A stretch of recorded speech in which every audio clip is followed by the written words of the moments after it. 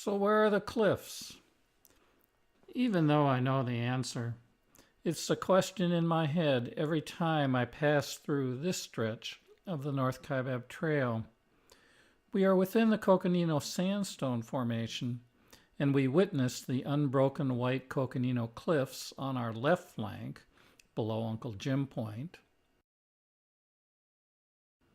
on our right flank below Bright Angel Point, and on the northwest face of Como Point, directly across the valley from us.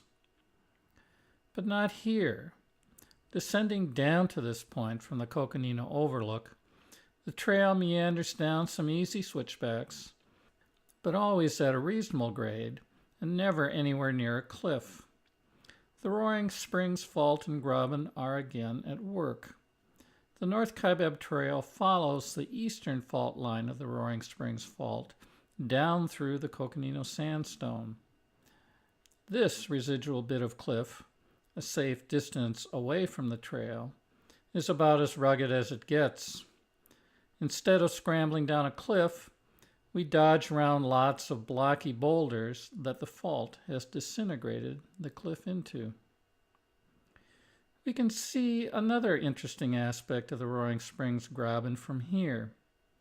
When we look at the Coconino Cliffs off to our south and west, which are beyond the southwestern of the two faults that form the borders of the Graben, we can see that we are level with, or maybe just below, the base of the Coconino.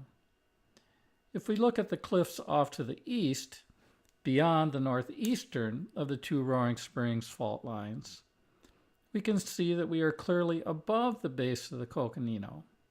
Though the Graben has been dropped down as a whole, the Coconino to the west of the Graben is actually a bit higher than the Coconino to the east of it by about 15 feet.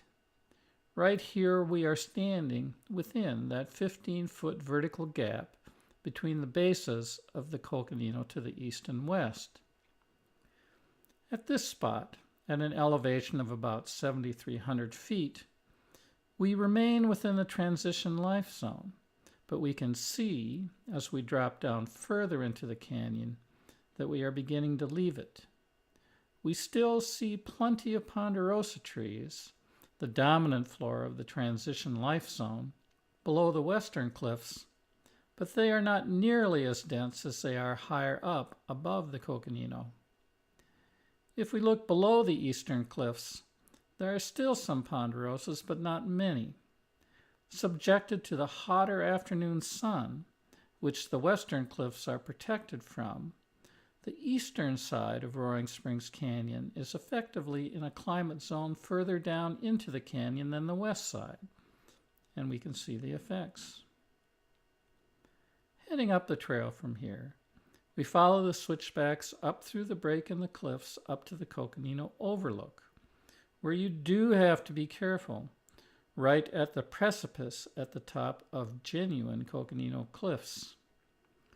Heading down the trail, the grade levels out a bit as we enter and go down to a panorama spot within the gentler slopes of the Hermit Shale.